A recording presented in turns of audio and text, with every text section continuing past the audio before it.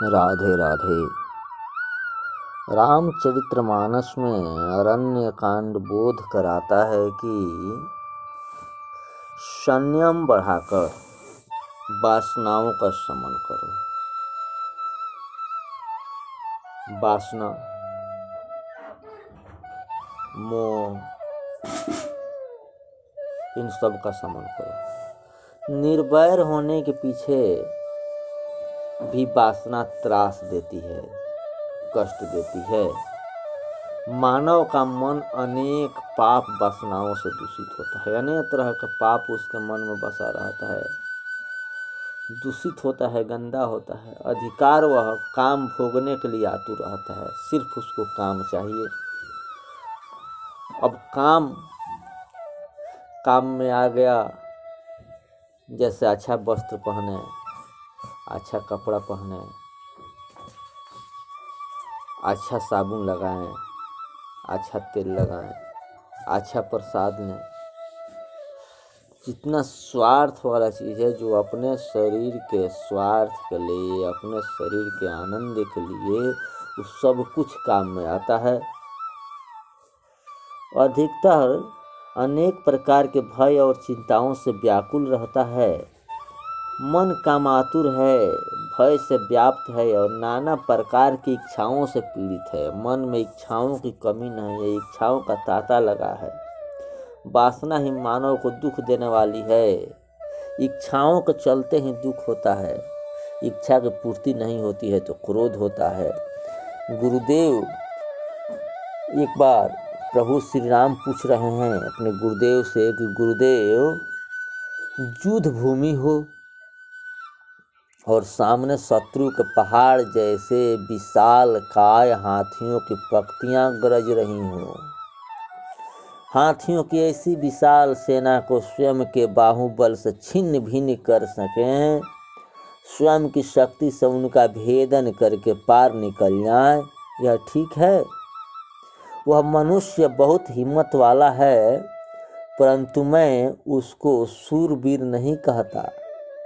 मेरे मत में सच्चा शूरवीर तो वही है जो शरीर रूपी समुद्र में उठती हुई मन की तरंग को, मन की इच्छा आकांक्षाओं को, मन के विकार वासनाओं को संयम से पार कर जाए।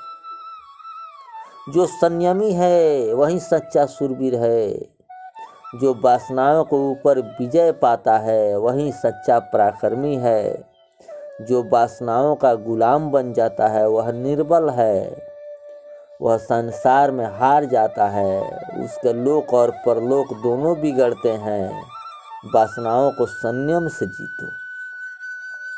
वासनाओं का चाहे जितना भोग प्राप्त होवे, कभी भी तृप्त नहीं होती। भोग से तो वासना बढ़ती ही जाती है।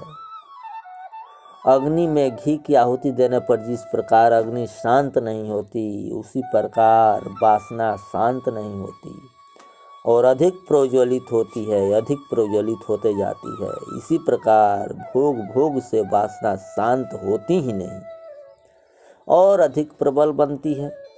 वासना ऐसी भिखारिन है कि वह खिलाने वाले को ही खा जाती है।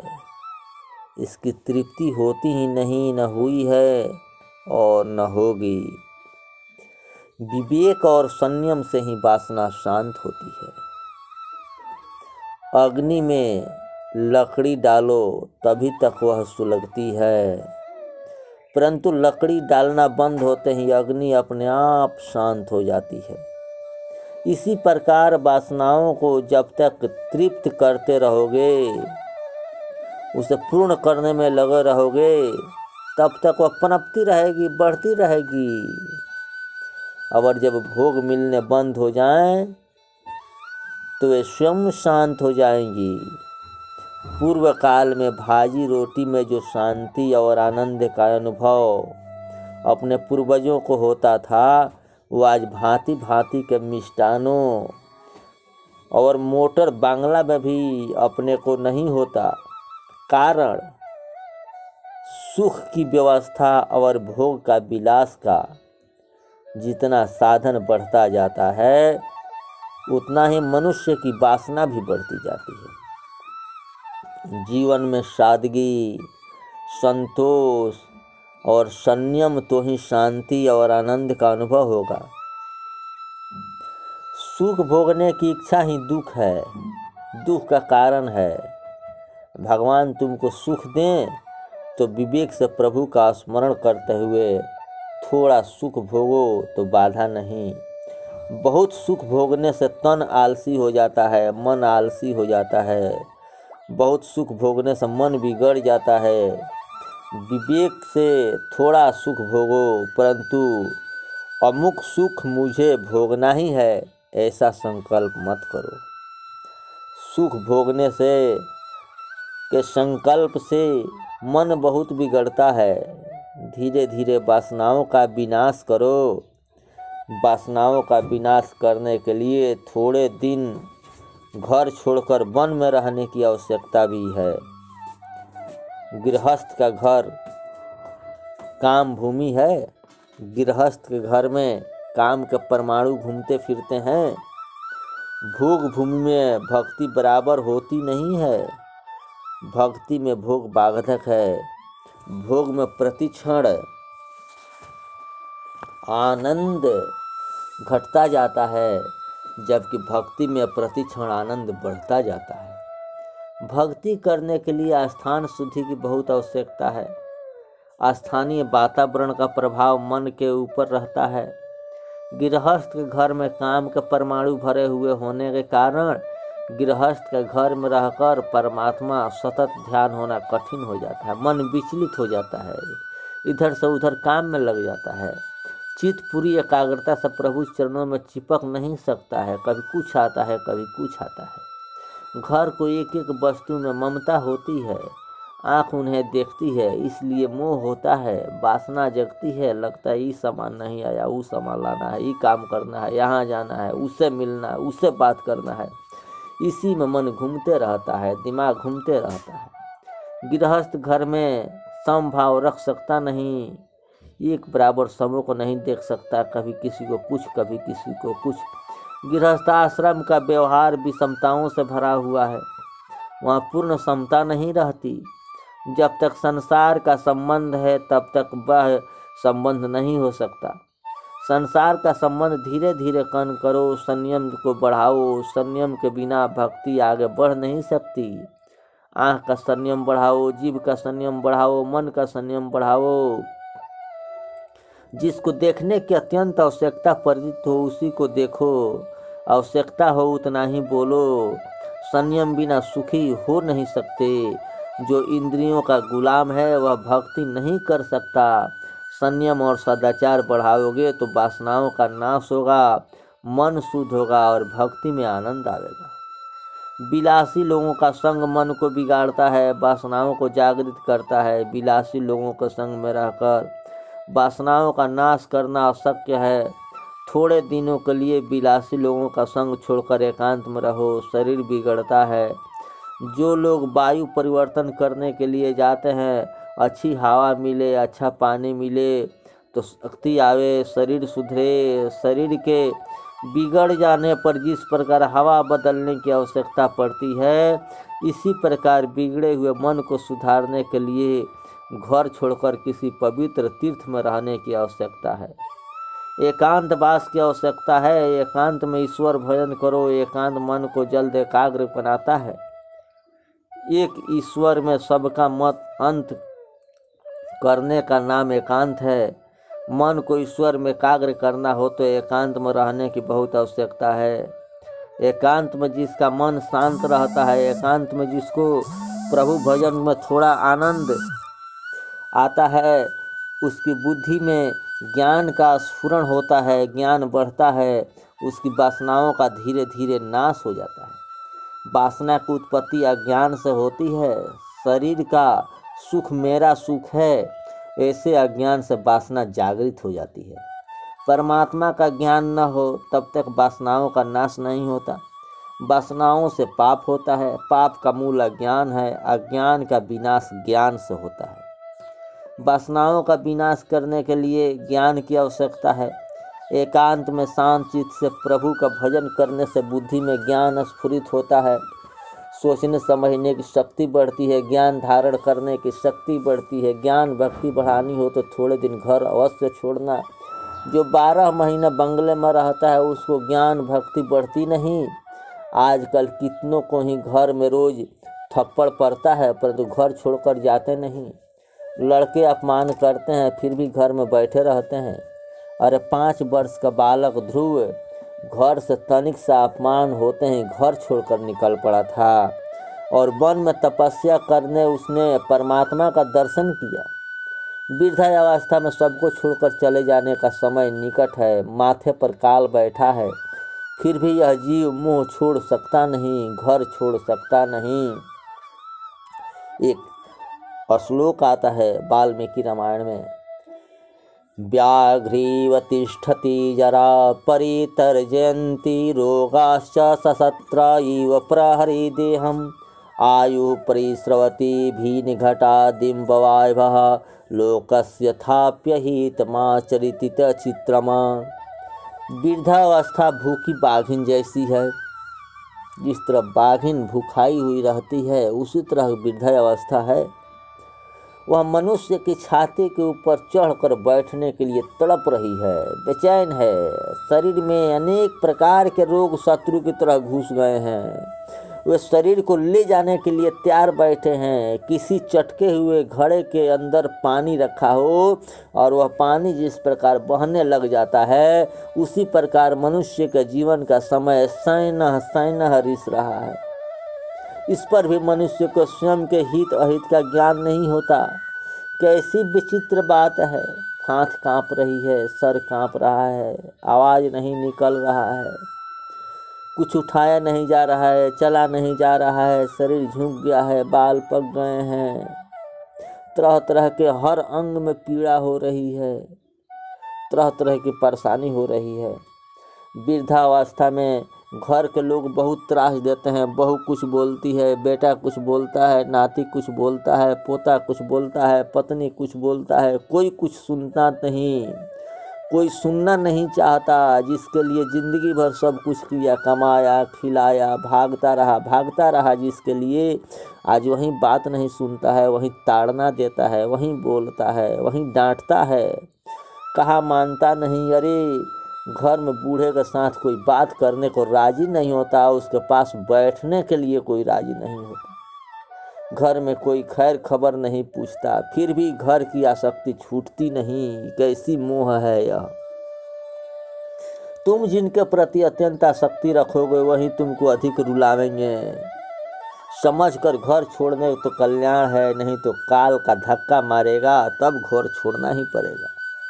अंत काल में घबराहट क्यों होती है। इस जीव को घर छोड़ना सहन होता नहीं है। जमदूत जबरदस्ती घर छुड़ाते हैं। जब तब घर छोड़ना ही पड़ेगा, छोड़े बिना छुटकारा नहीं। अरे जबरदस्ती छुड़ाने से तुमको त्रास होता है, कष्ट होता है, दुख होता है, बहुत वेदना होती है। समझ कर घर छोड़े वह बुद्धिमान है। समझ कर ही महीने 2 महीने के लिए घर छोड़ दो तो क्या बुरा है। 1-2 महीने किसी पवित्र तीर्थ में रहकर प्रभु का भजन करो। जब तक मानव वन में रहकर तप करे तब तक उसके जीवन में दिव्यता नहीं आती। श्री रामचंद्र जी राजा होते हुए भी वन में गए। वन में राम जी दाल भात नहीं खाते, फल खाते, कंद मूल आरोगते हैं। वनवास काल में राम जी ने अनाज नहीं खाया। अन्न में रजोगुण है, रजोगुण से काम की उत्पत्ति होती है। बिना सात्विक आहार के काम को नहीं मार सकते। सात्विक आहार करने से धीरे धीरे इंद्रियां बस में आ जाती हैं। जब तक जीव बस में न आवे तब तक अन्य इंद्रियों का निग्रह करना कठिन है। राम जी वन में तपस्या करते हैं। राम जी वनवास काल में धातु के पात्र का स्पर्श नहीं करते। प्यास लगे तो नारियल के खोपरे में पानी पीते हैं। श्री सीता जी साथ हैं, फिर भी राम जी पूर्ण निर्विकारी हैं, पूर्ण संयमी हैं। राम जी पूर्ण जौवन में वन में गए, वृद्धा अवस्था में नहीं गए। बुढ़ापे में तीर्थ में जाकर भजन करोगे ऐसी बात न सोचो। शरीर सबल होता है तभी संयम बढ़ाओ। शरीर दुर्बल होने के पीछे संयम का कोई अर्थ नहीं। जब वन में गए थे तब राम जी की अवस्था 26 वर्ष की थी, सीता माता की अवस्था 18 वर्ष की थी। गृहस्थ आश्रम में संयमी जीवन का आदर्श श्री राम जी ने बताया है। पहले तप किया था, तब राम जी राजा हुए। पहले तपश्चर्या की हो तो मानव भोगों में सावधान रहना। वनवास बिना जीवन के सुवास आती ही नहीं, सात्विकता आती ही नहीं।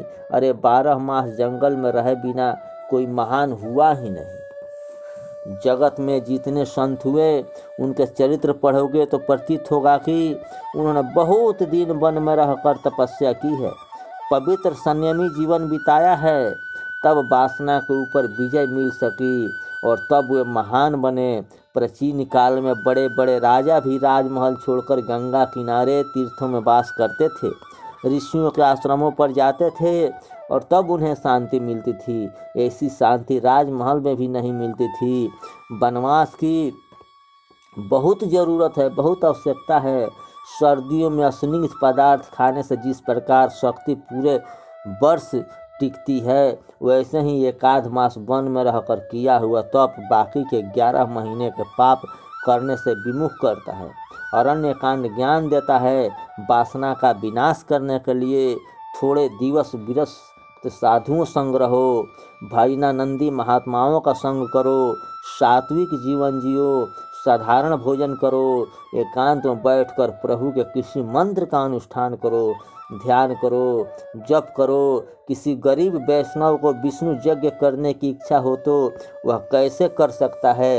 एक विष्णु यज्ञ करना हो तो 5-10 लाख का खर्च होता है। गरीब वैष्णव इतनी रकम कहाँ से लावे? उसके लिए अपने ऋषियों ने एक सरल उपाय बताया है। श्रावण भादो मास के पवित्र दिनों में गंगा किनारे, नर्मदा किनारे रहकर एक समय सदा सात्विक भोजन करके रोज नियम से विष्णु सहस्त्र नाम का पाठ करो। इस प्रकार विष्णु सहस्त्र नाम के 1200 पाठ करोगे तो तुमको विष्णु यज्ञ का फल मिलेगा, तुम्हारा मन शुद्ध होगा। इसमें 1 पैसा भी खर्च करने की ज़रूरत नहीं है। ऐसी इच्छा करो कि मुझको एकाध महीना समस्त जीवन भक्ति करनी है, 1 महीना भगवान के लिए रखना है।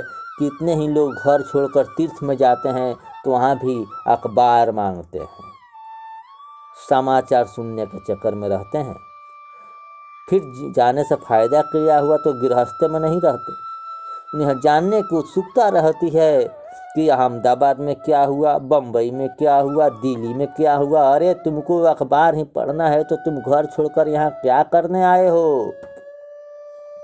दूसरे की पंचायत करने से क्या लाभ? अहमदाबाद में कहीं झगड़ा हो तो तुम यहाँ से सुधार सकते हो, तेरे बस का है? केवल बातों से क्या लाभ? 1-2 महीने अखबार पढ़ो मत, घर की चिट्ठी मत मंगाओ। मन में दृढ़ निश्चय रखो कि यह महीना मैं भगवान के लिए रखा है। तुम्हारे घर की भगवान रक्षा करेगा। कितने ही लोग घर छोड़कर तीर्थ में तो जाते हैं, परंतु वहाँ जाने के बाद उनको घर की बहुत स्मृति रहती है। घर के लड़के क्या करते होंगे? तू राम राम कर, तू घर छोड़कर आया है फिर भी घर का स्मरण क्यों करता है? भगवान के लिए जो घर छोड़ता है उसकी चिंता भगवान की है। तुम्हारा नुकसान नहीं होगा, प्रभु में विश्वास रखो। तीर्थ में निवास करते समय घर का स्मरण न करो। तीर्थ में रहकर घर की याद करने से तो घर में रहकर ईश्वर का भजन करना ही ठीक है। तीर्थ में रहकर लौकिक बातें मन में नहीं रखनी चाहिए। मन में रही हुई वस्तु विघ्न करती है। जिसके संसार है, यदि वह घर छोड़कर तीर्थ में रहता है अथवा जंगल में पेड़ के नीचे भी बैठा है तो वहाँ भी चकवा चकवी के प्रसंग को देखकर मन में पाप आता है। संसार को छोड़कर तीर्थ में जाओ और यदि संसार को मन से बाहर न निकाल सको तो भैया त्रास देती है, वासनाएं सताती हैं। संसार में रहने से पतन नहीं होता, संसार को मन में रखने से पतन होता है।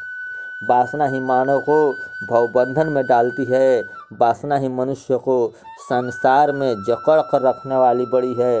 वासना की पकड़ से ही जो छूट जाता है वह मुक्त हो जाता है। हरे कृष्णा हरे कृष्णा हरे कृष्णा हरे कृष्णा।